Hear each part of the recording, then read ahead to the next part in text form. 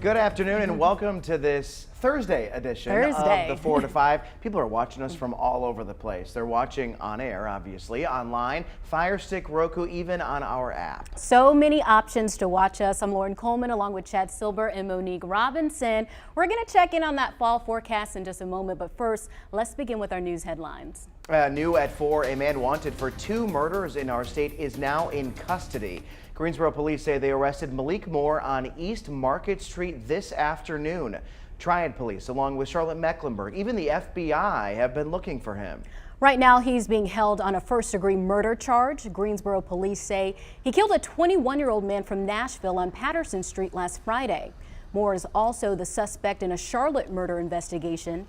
Police there believe he killed a woman who had evacuated to Charlotte due to Hurricane Ida. Another big story we are following today, Governor Cooper and his coronavirus task force are doubling down, hoping to convince more people to get a coronavirus vaccine. It's been 18 months since the pandemic started and 9 months since the vaccine started rolling out. Governor Cooper says, do not wait, get vaccinated now. We need more people to get vaccinated. How many more people have to get sick and die because people don't get this miraculous, God-given, effective, and extraordinarily safe vaccine? How many more people will have to witness the painful, cruel death of a loved one to finally see that vaccines are the way out of this? Cooper also encouraged more businesses to require vaccines for employees. Governor Cooper also touched on the rise in COVID-19 cases in kids as they return to school. And we've seen cases pop up in districts all across the Triad.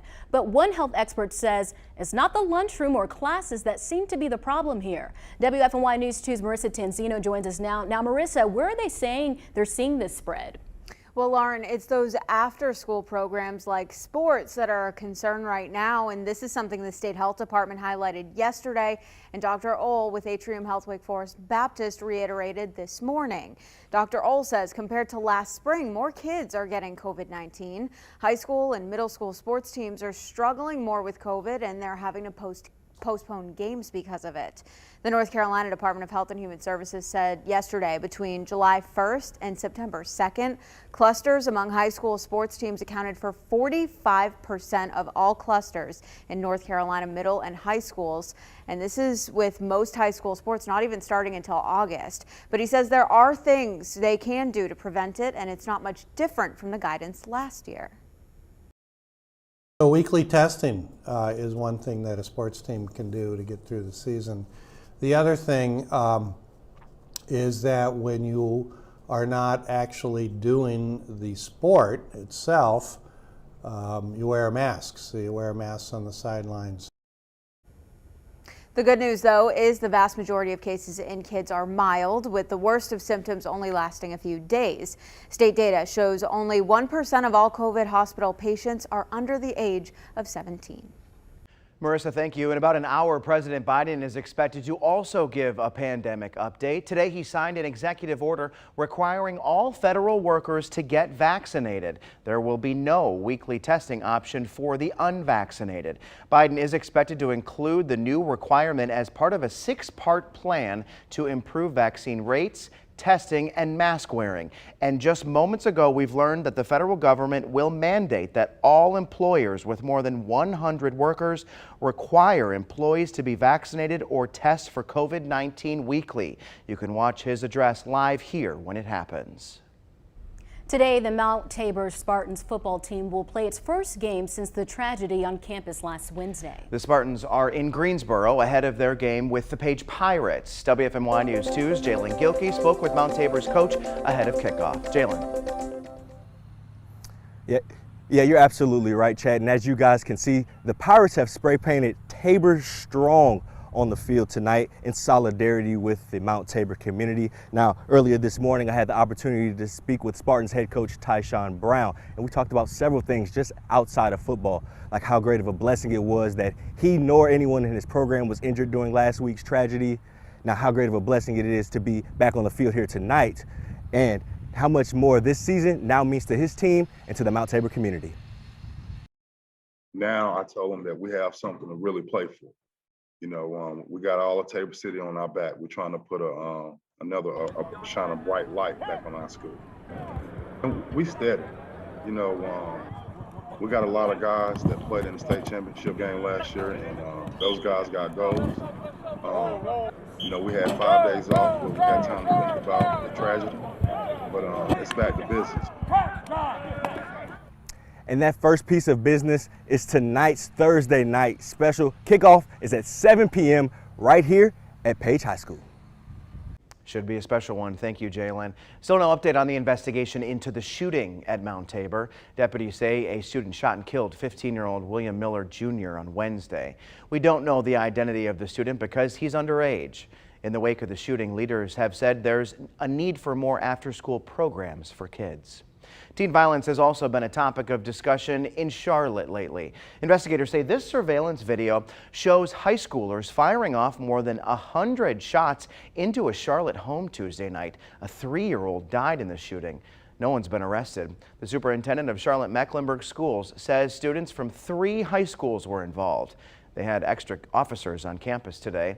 Investigators say they believe arguments between students are spilling out of schools and into neighborhoods. Let's get to your 4 to 5 roundup. Tyson Foods will pay workers at its Wilkesboro plant more. The company will raise hourly wages to $15.50 an hour starting next week. Anyone who works second and third shift will also get a $2 an hour bonus. Tyson will also reward vaccinated workers.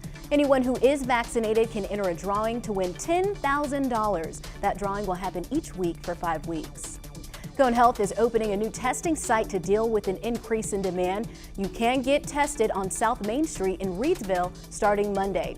The site is located across the Annie Penn Hospital. You will need an appointment to get tested. Testing runs from 5:30 to 7:30 p.m. during the week and 8:30 to 11:30 a.m. on Saturdays.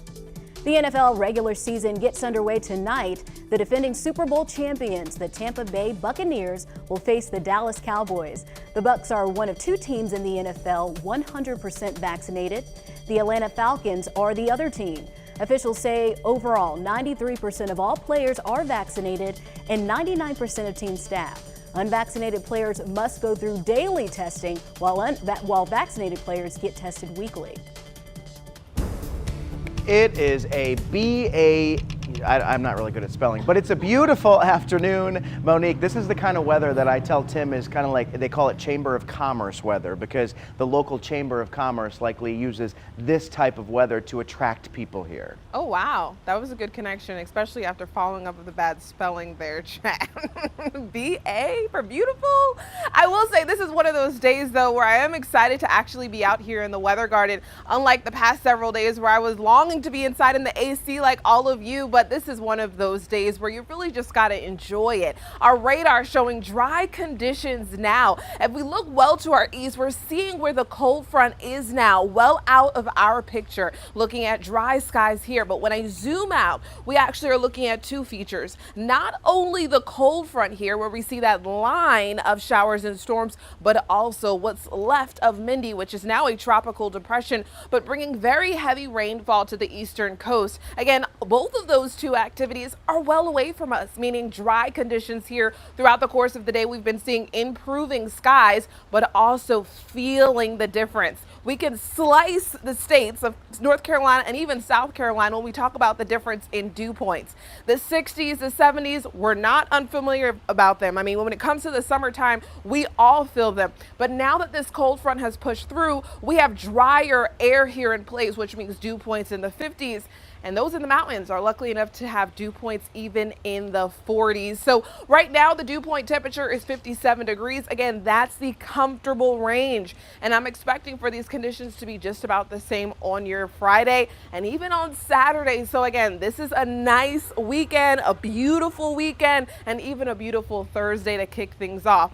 Now, more details on when we can expect rain again coming up, but it's going to be for quite a while. Amazing temperatures here, but your spelling not so much. Do you want to redeem yourself? I'm going to redeem myself here. Okay, so there's an E after the B, right? Yes. So it goes B-E-A-U-T-I-F-U-L. Look at him, spelling bee champion. And I just say it beautiful afterward, otherwise you're disqualified, right? Like that's how it works in the spelling bee. Yeah, definitely a great day. No humidity in my hair. I didn't have to worry about that walking outside today, so that was a plus. Yeah. I wish that somebody was following me while I was driving down Summit Avenue on my way to work today, because I had the windows down, I was Okay. blasting the music, I was just singing and just having a great old time. Okay. Yeah, I was Singing and excited to spelling. tell people that it was going to be nice weather today, because I feel like for a long time I've been just giving bad news, bad news, bad news. But it was nice to say there is nice weather for today. And they always blame it on you anyway, right? Yeah. Like they always blame the meteorologist for the weather. Like I create the clouds or Yeah. something. I just tell you what they do. She's just the messenger. Yes. But on the opposite, we should all be thanking you for the weather now, since your fault, right? The Yes, nice weather. it is actually. I would take that. Okay. Well, great weather. We'll check in with Monique in a little bit. But before we head to break, we do have an unbelievable update. The bull that got loose on US 52 in Forsyth County is back home. Yeah, apparently the bull fell off a trailer on the highway. Eventually, Animal Control was able to get the bull off the road. After calling around, they tracked down the owner and got that bull back home. We'll be right back.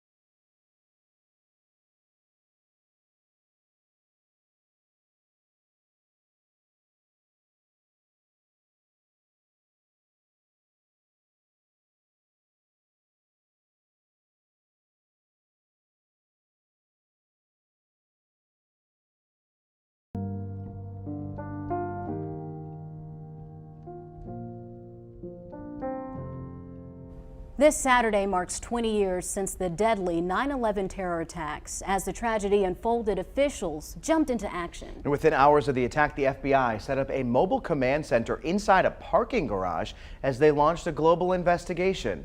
A new CBS documentary goes inside the 26th Street garage. The 26th Street garage is the FBI's greatest untold story of 9/11. Debris is falling from the sky. All of the buildings in the immediate area were being evacuated. So I was given the assignment to find a suitable forward command post. We're not going to go any place which is identifiable as being law enforcement or the FBI. I want it secured, and I want it fairly close to ground zero. The agents reluctantly said, well, we could go to the 26th Street garage. As agents arrive in droves, FBI logistics teams tow out 500 cars to make room. It was a grease monkey location, but ugly's okay. No one's looking for, the Waldorf Astoria in the middle of a crisis. They set up the computers, they ran the lines. Banks of telephones, miles of wire. Incredibly, within just a few hours, the garage begins to function as an FBI command post. The purpose of the garage is not only just to act as a communications channel, but to digest all the information coming in. Martha Stewart's studio and test kitchens are on the 9th floor. So one day, Martha Stewart is coming up the ramp, and she said, I just want you guys to have something. We would take down food and see the smiles and the weariness of the workers there on that floor. Clues are coming in. And they're all going into a funnel, and the funnel's narrow end is coming into the 26th Street garage. On 9/11, one of the passports of one of the hijackers was found a block or so from one of the towers, and that was brought into the command center. So you were fairly early on, were identifying who the hijackers were. 2 people who were on the planes. We're looking for them in Yemen. Our government knew that they were in San Diego. Names are going up, whiteboards are being drawn, lines are being connected. Who else is a sleeper cell somewhere, waiting for the instructions to attack? What was accomplished out of that garage was nothing short of amazing. That's just part of the documentary. You can actually watch the full story on CBS's streaming service, Paramount Plus. And here in the Triad, there are several memorial events underway this Saturday. The city of Greensboro will hold its annual stair climb. It was canceled last year because of the pandemic. This year it starts at 9 a.m. in the Belmead parking deck on Green Street. People will climb the stairs 9 times, which is 73 flights in total, which is how far firefighters climbed inside the Twin Towers that day. In Winston-Salem, law enforcement, first responders, and JROTC members will host a Memorial Day ceremony. It will happen at 9:11 in the morning at Reagan High School. The ceremony will include speeches from officials and JROTC drills.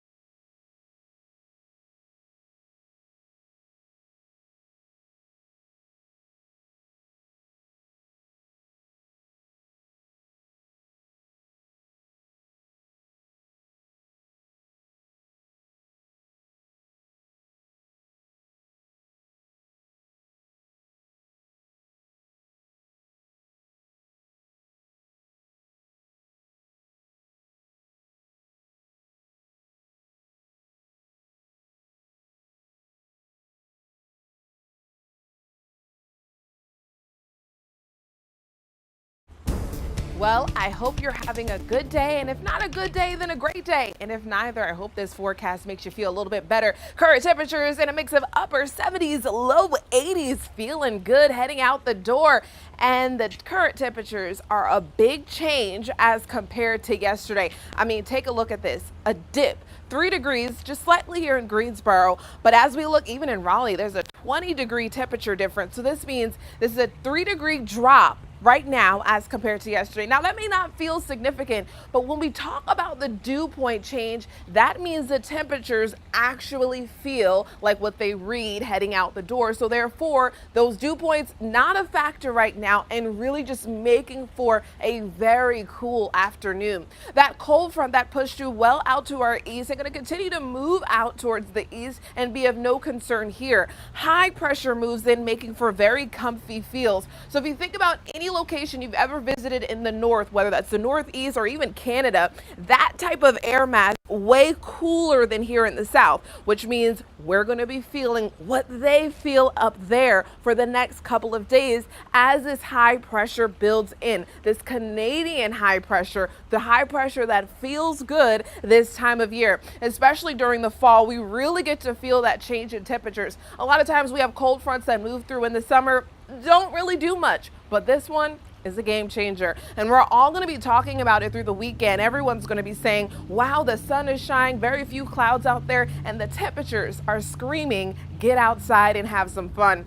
The dew points, though, you can see this transition. The green's kind of showing you where there's moisture in place. The bone dry air, that's when we have those dew points in the 50s. Those are pushing in through the entirety of the weekend, so making for very comfortable feels. Now, again, I talked a little bit earlier about the rain chances. And I'll tell you soon when they're expected to roll back into that 7-day. The word faith is defined as complete trust or confidence in someone or something.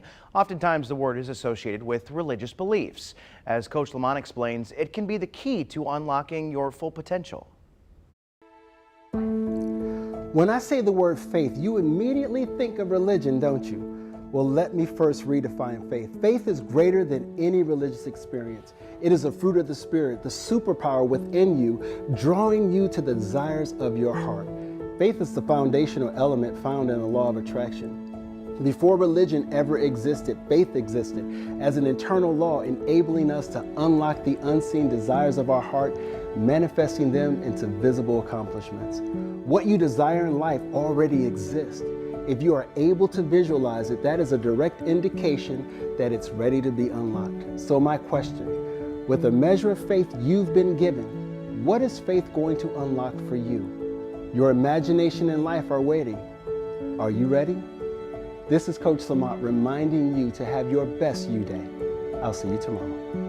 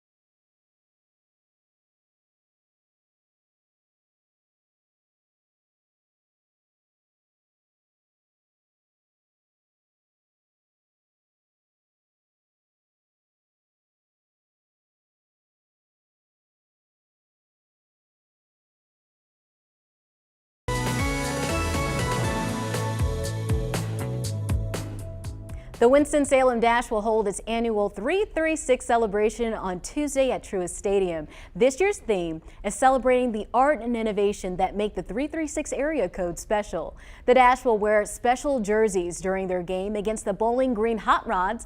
These are just mock-ups of what the jersey will look like. Each jersey will feature the Winston-Salem skyline. Nameplates on the back of each jersey will be towns and counties from all across the 336 area code. Dash President C.J. Johnson says there are 40 different jerseys in total. The jerseys are already available on an online auction to purchase the game-worn jerseys, but then we will have customized jerseys that folks can order as well. The Winston-Salem Arts Council has partnered with the Dash to feature the work of local artists throughout the stadium. There will also be performances pre-game, between innings, and live music following the game. Start time, 3:36. Yeah, you could convince your boss, let's close the office down a little bit early and go out and have some free hot dogs. If your parents and your kids are coming home from school right about that time, what a great way to surprise them and bring them out to the stadium. And you're still home in time, on a school night, a very reasonable time. Ticket and jersey information can be found on our website. I mean, how cool is that? And those were just the mock-ups, so I can only imagine once you had the color and see the real thing, it's just truly beautiful. I mean, wouldn't you like to have your hometown on your back? I love the hometown pride. Yeah. I used to have a koozie, and of course I lost it, but I had it for several years, and it said 336, y'all. Oh, okay. And I don't know, it's so simple, but just showing support for the community. Absolutely. I have a couple of cups and things like that have area codes in different places that I lived in. It could just be a souvenir too, a nice gift for someone that is from that area. So I think that's a really cool idea, and it does show like how artistic the area can be as well. So when I first moved here, the first week I came here, the natural thing you do is walk around and see some of the shops and stuff. And I walked into a store in downtown Greensboro, right on Elm Street, and found a postcard that had the state of North Carolina painted on it, and then a star over the area of Greensboro. Okay. And I was like, well, this is my new home. So I bought it, and it's still hanging up in my apartment, just as a reminder of where I've come, how far I've come, and that I'm glad to be here. Yeah, and maybe a jersey, you can add that to the list. Right? Yeah, absolutely. Again, all of that information on our website. We'll be right back.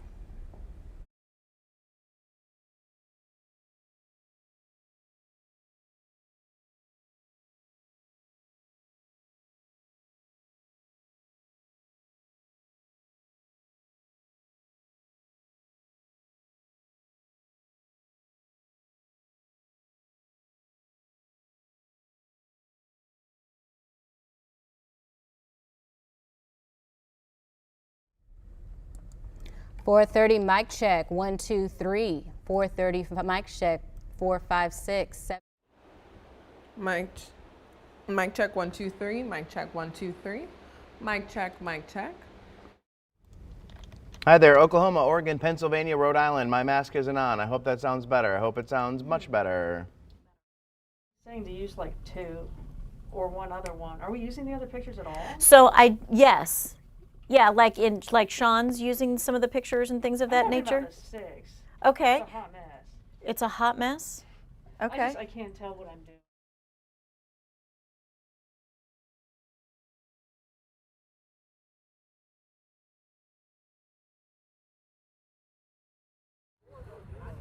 Mic check 430. On top of everything that took place at Mount Tabor last week, this will be Coach Robertson's first week back on the sideline since week 2.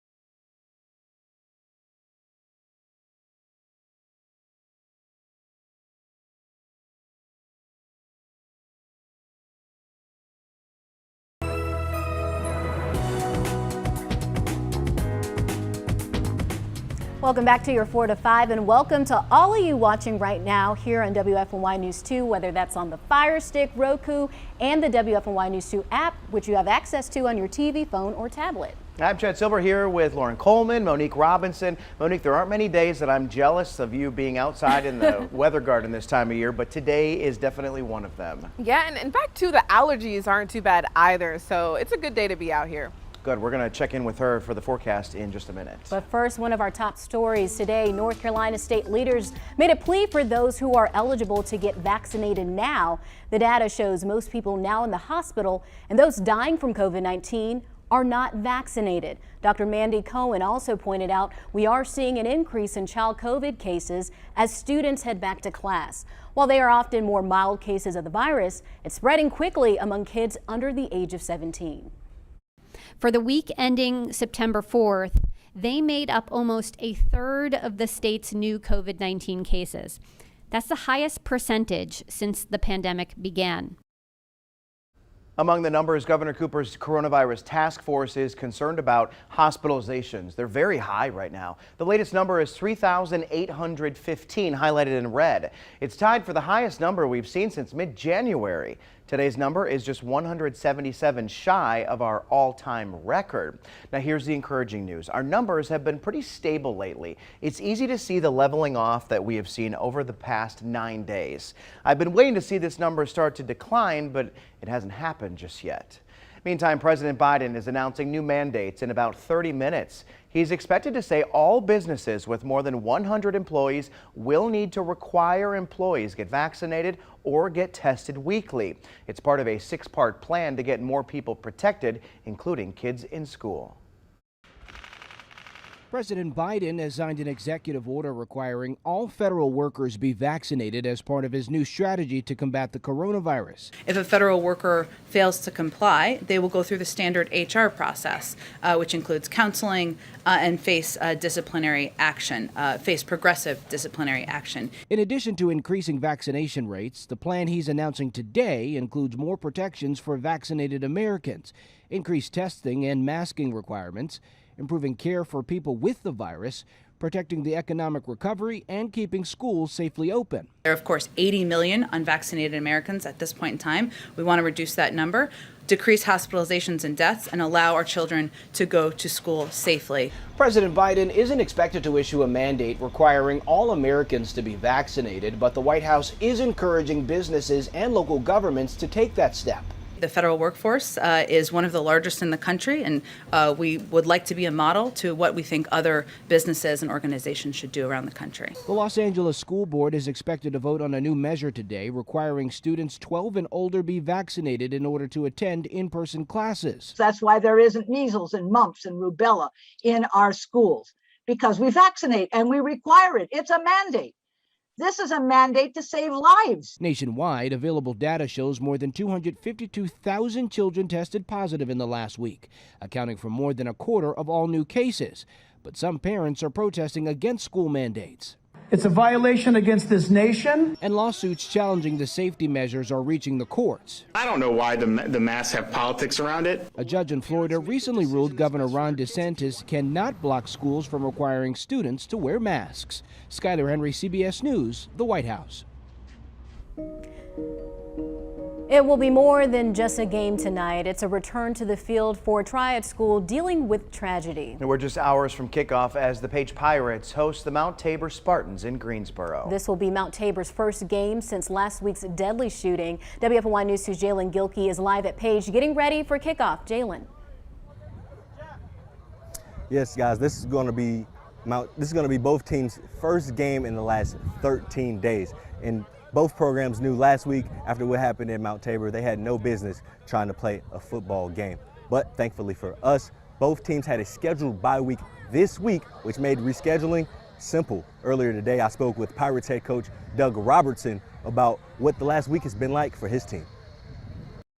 Really, we're blessed on both sides of the thing that we were open both this week and we didn't have game schedules, so it gave us some flexibility. What we were trying to do is be as accommodating as we could to Mount Tabor, knowing they're dealing with an issue, and not really, it wasn't about us, it was about them. We have to focus on us and getting better as much as they're dealing with an issue, and really our area is dealing with an issue of a fatal shooting in a school, which is tough to hear. It really comes down to football as a release and a stress reliever for that. And on top of everything that took place at Mount Tabor last week, this will be Coach Robertson's first week back on the sideline since week 2 after winning a battle with COVID. So back to tonight, kickoff will be right here at Marion Kirby Stadium at 7 p.m. Jalen, thank you. Let's get to your 4 to 5 roundup now. First up, a man wanted for 2 murders and a robbery just weeks after getting out of prison is back in custody. Greensboro police say they arrested Malik on East Market Street this afternoon. Triad officers, Charlotte Mecklenburg, and even the FBI had been looking for him. Right now, he's being held on a first-degree murder charge. But Greensboro police say he killed a 21-year-old man from Nashville last Friday. Moore is also the suspect in a Charlotte murder. About 250,000 people in Louisiana still do not have power. Hurricane Ida devastated the area last week. Power companies now say some people won't get the lights on until the end of the month. The outages are costing people their lives, too. The state reported 11 new deaths yesterday, 9 of them from excessive heat. No power means no air conditioning for tens of thousands. Heat advisories remain for the rest of the week. 26 people died there from Hurricane Ida. Guilford County has responded to more than 200 complaints about mask mandate violations. County leaders say some businesses have multiple complaints. No one's been fined because they're still focused on educating people. The county reinstated its mask requirement last month. It applies to all indoor public buildings. UPS will hire more than 1,100 workers in Greensboro for the holiday season. The jobs are seasonal for October through January. UPS plans to hire more than 100,000 seasonal workers nationwide. They need drivers and package handlers. The company says about a third of seasonal employees ended up with full-time jobs in the last 3 years. If you were out and about earlier today, it felt really gloomy. It seemed like today wasn't going to be nice, but as the day moved on, that cold front continued to push out, improving skies across the entire triad, giving way to more sunshine. This is a look of a time lapse at Truist Field, where you can see those clouds starting to break, giving way to more sunshine and beautiful blue skies. In fact, this is my favorite color. Getting to see this by this afternoon, and you can even see on our satellite. So this is a look from outer space, looking down at the clouds, and we can see all of those clouds associated with that cold front are moving out, and we're starting to see breaks in the cloud cover. That's why it looks black here on this satellite imagery.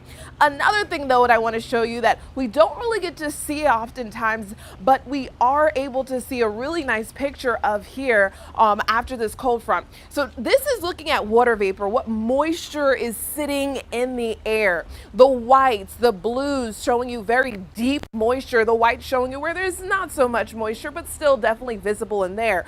The bone dry air just behind here, this brownish color that you're seeing, that's what's pushing in now into our area. So that's why the humidity is falling, and we're seeing dew points in those comfortable numbers because the air is bone dry. No moisture in it. Our radar staying dry as well.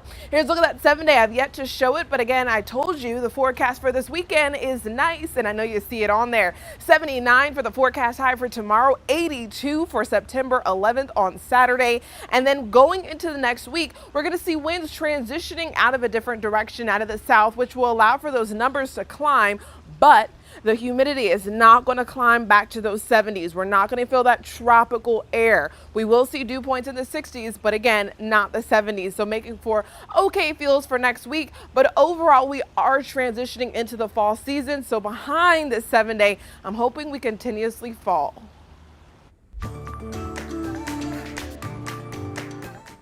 Packing up boxes, stashing things in bags. No, this is not about moving, friends. This is about clearing the clutter. Let me ask you, does clearing the clutter make you want to cheer or make you want to cry?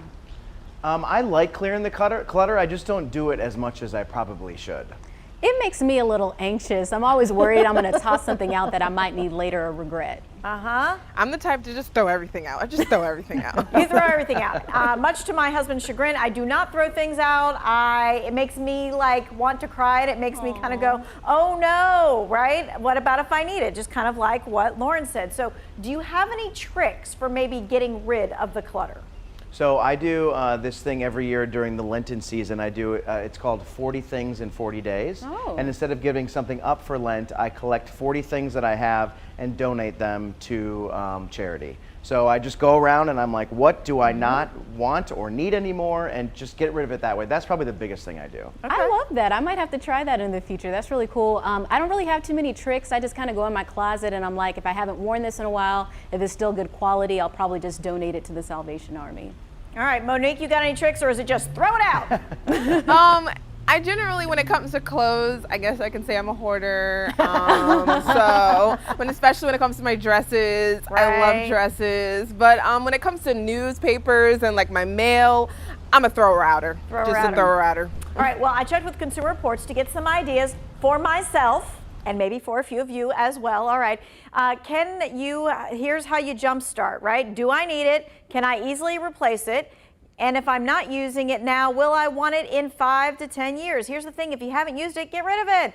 If you can replace it in under 20 minutes for under 20 bucks, there probably won't be much regret if you toss it. The first and the hardest step is getting ready to let go. So starting with a small project will actually make you feel lighter and propel you into tackling the bigger projects.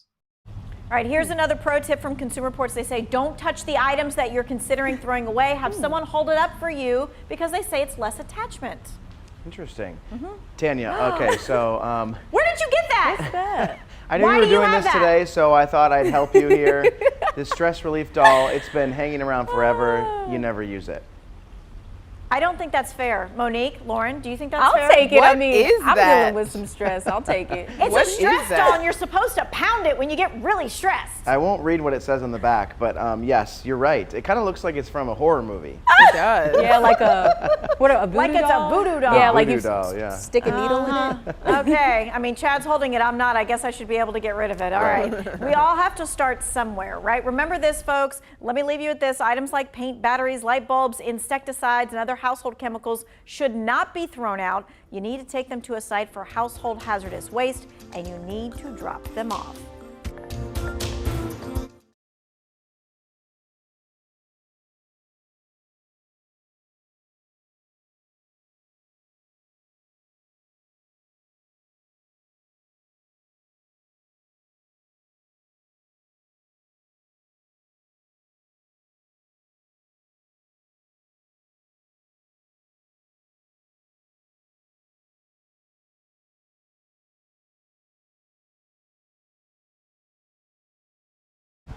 The mic cord for mic 7's all weird and it poofs out and it doesn't look good on my suit. Can someone help me with that real quick?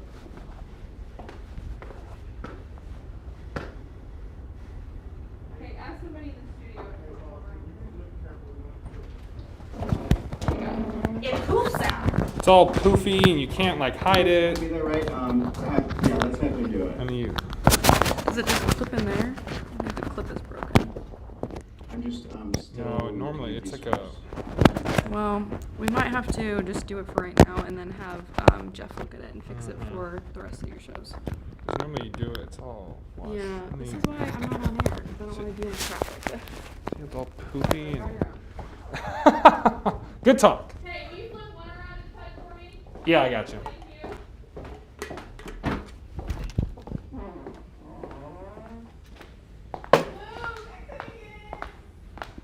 What?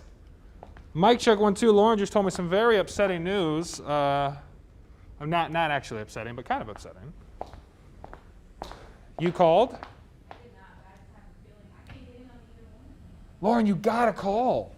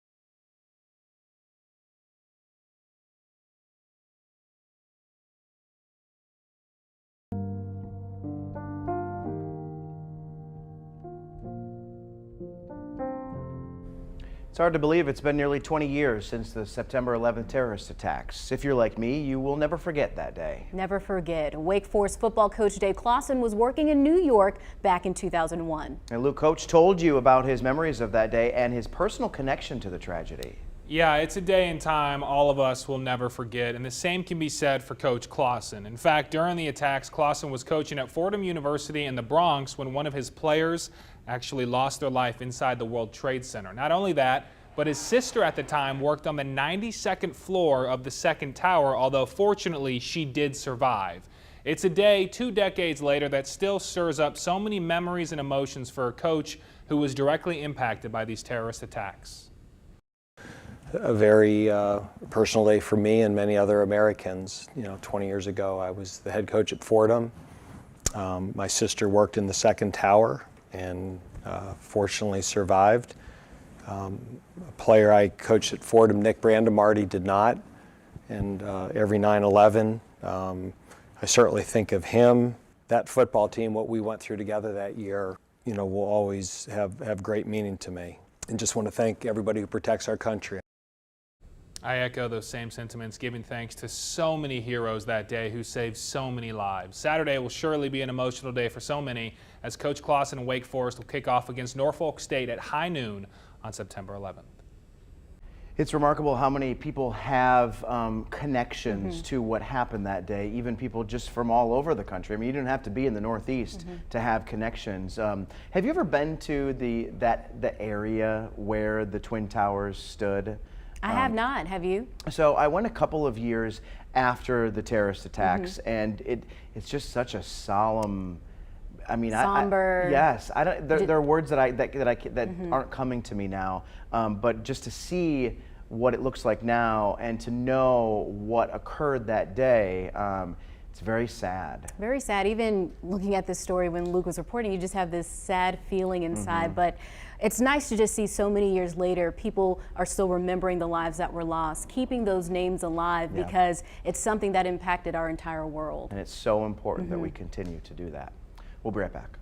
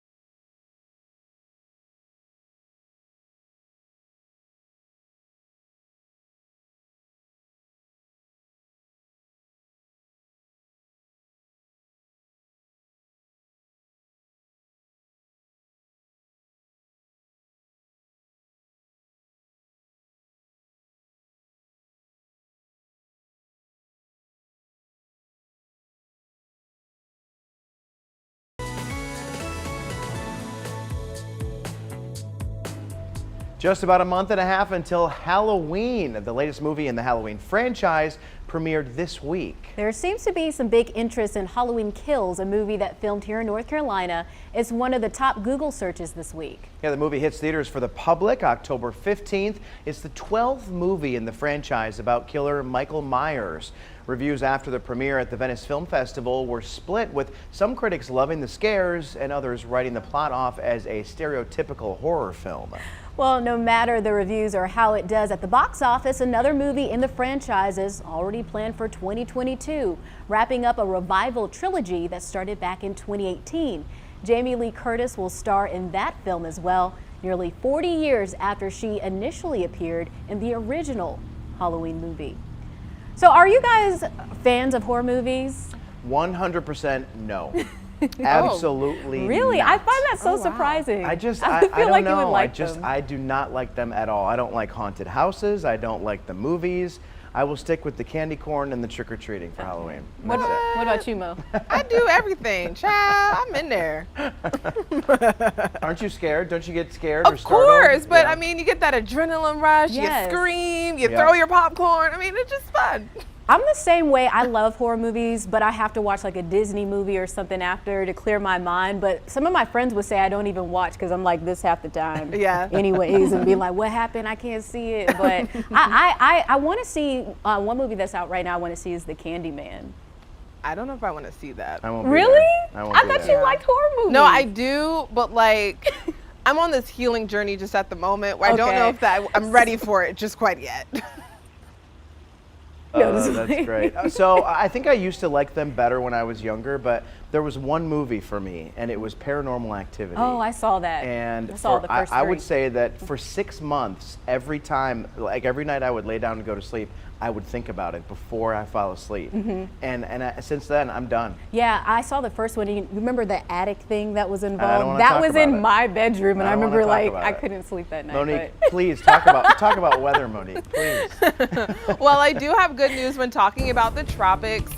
This has been a concern, obviously, because we are still in hurricane season. So I certainly wanted to jump into the tropics and talk about what's currently happening out there. Nothing of concern here to the U.S. In fact, I mean, zooming in a little bit closer to what is now just a cluster of thunderstorms here, just right near the Bay of Campeche. This cluster of thunderstorms is a very low chance of development over the next even 5 days. This is the latest look at Mindy, again, a tropical depression, just really bringing heavy rainfall to the eastern coast, which they're also dealing with the cold front. But I mean, for the most part, not concerned there. Larry still looking very impressive on satellite imagery. I mean, we're seeing that counterclockwise rotation, but it's expected to stay well offshore and not impact us here at home. You can see the track continuously shows this system going towards the north, and in fact, bringing a lot of snowfall to Greenland. If you think about it, a lot of that moisture that is coming off the Atlantic Ocean is going to continue to push northward, but it's way cooler up there, which means they're going to see snow, not rainfall like we're seeing here. And that S word, we don't have to worry about that one for a while,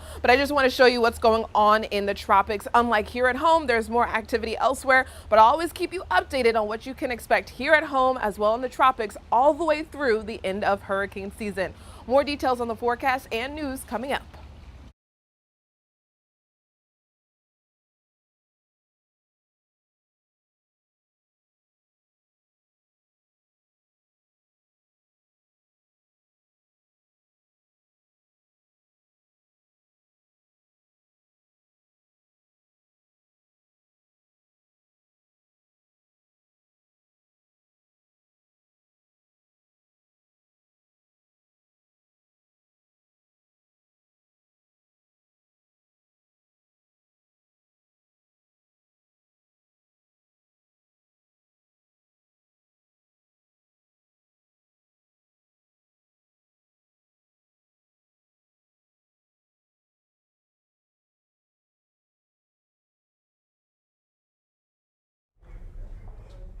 One, two, three, four, five, six. Mic check 1 2 3. Mic check 1 2 3. Mic check 1 2 3. Hello, Oklahoma, Oregon, Pennsylvania, Rhode Island, South Carolina, South Dakota, Tennessee. Hi there, 1 2 3. A and E on 2 is how we're starting. Hello, 1 2 3. Hey, mic check, 1, 2, 3, 1, 2, 3, mic check, 1, 2, 3.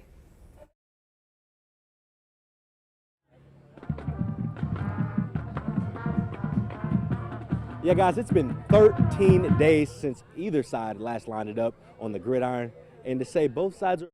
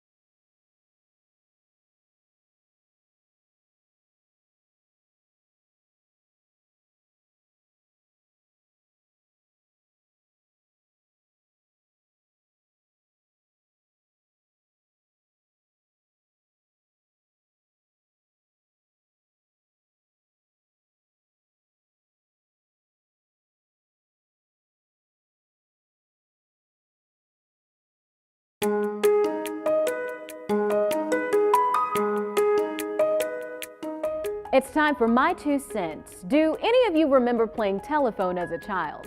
The game is simple.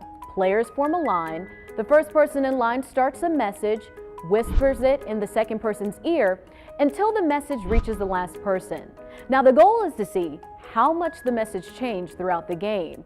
Usually, if several people are playing, the last message is nothing like the original. This same concept of telephone is showing up more and more in the world of social media. People are constantly sharing misinformation. We've seen it during presidential elections. We continue to see the spread of misinformation about vaccines and the coronavirus. And whenever there is a crisis, like a school shooting, a tragedy that happened right here in our area, the rumors get to flying on social media. Liking, commenting, and sharing posts that are not from legitimate sources can be dangerous, and it can put others in harm's way or destroy progress that's being made to help keep people safe. So the next time you think about sharing something you see on your timeline, take a moment to reflect and verify the information. We should make it a priority to share responsibly and stop the circulation of misinformation. That's my 2 cents. That's your 4 to 5. WFNY News 2 at 5 starts now.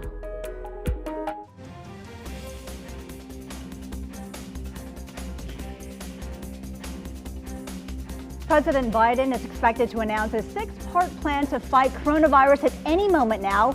We will bring you his address to the nation when it begins.